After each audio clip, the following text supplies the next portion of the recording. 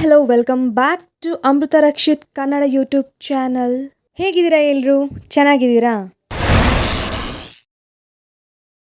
VK. Lavish ಸಲೂನ್ಗೆ ಹೋಗಿದ್ದೆ.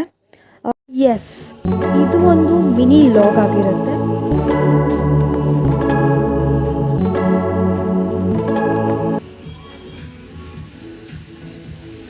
ನಾನು 2 ವರ್ಷ ಆಯಿತು ನನ್ನ hair ಸ್ಪಾನ ಮಾಡಿಸಿರಲಿಲ್ಲ.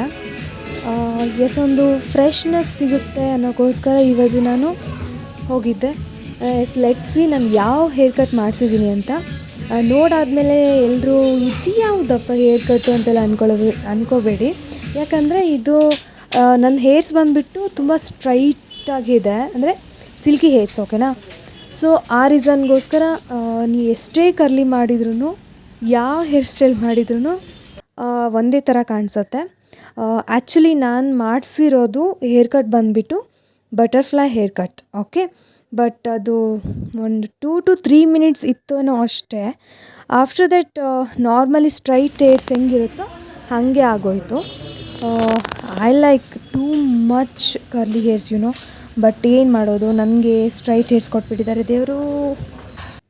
And also hair spa ಮಾಡಿಸಿದೆ ನಾನು, ಬಿಕಾಸ್ ಆಫ್ 2 years ಆಗಿತ್ತಲ್ವ, ಸೊ ಅದಕ್ಕೋಸ್ಕರ ಮಾಡಿಸಿದೆ. ಅದು ಯಾವ ಹೇರ್ ಸ್ಪಾ ಅಂದರೆ ಲೋರೆಲ್ ಹೇರ್ ಸ್ಪಾ, ಓಕೆನಾ?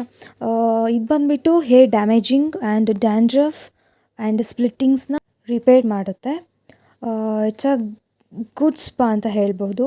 And this is second time I am taking this spa, okay.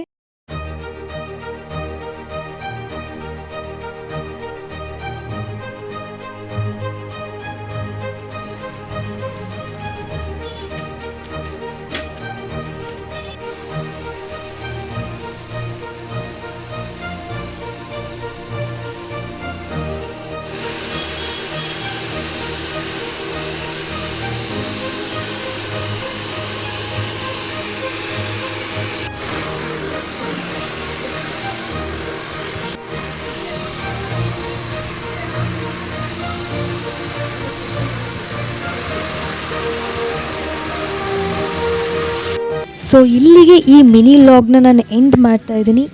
ಮತ್ತೊಂದು ವಿಡಿಯೋ ಜೊತೆ ನಿಮ್ಮೊಂದಿಗೆ ಸಿಗ್ತೀನಿ ಅಂತ ಹೇಳ್ತಾ, ಯಾರೆಲ್ಲ ನನ್ನ ಯೂಟ್ಯೂಬ್ ಚಾನಲ್ನ ಸಬ್ಸ್ಕ್ರೈಬ್ ಮಾಡ್ಕೊಂಡಿಲ್ವೋ ಬೇಗ ಸಬ್ಸ್ಕ್ರೈಬ್ ಮಾಡ್ಕೊಳ್ಳಿ ಅಂತ ಹೇಳೋಕ್ಕಿಂತ ಮುಂಚೆ, ನನ್ನ ವಿಡಿಯೋ ನಿಮಗೆ ಇಷ್ಟ ಆಗಿದ್ದರೆ ಸಬ್ಸ್ಕ್ರೈಬ್ ಮಾಡ್ಕೊಳ್ಳಿ, ಶೇರ್ ಮಾಡಿ, ಕಮೆಂಟ್ ಮಾಡಿ, ಹಾಗೆ ಬೆಲ್ ಐಕಾನ್ನ ತಪ್ಪದೆ ಪ್ರೆಸ್ ಮಾಡಿ ಅಂತ ಹೇಳ್ತಾ, bye, love you all, good night.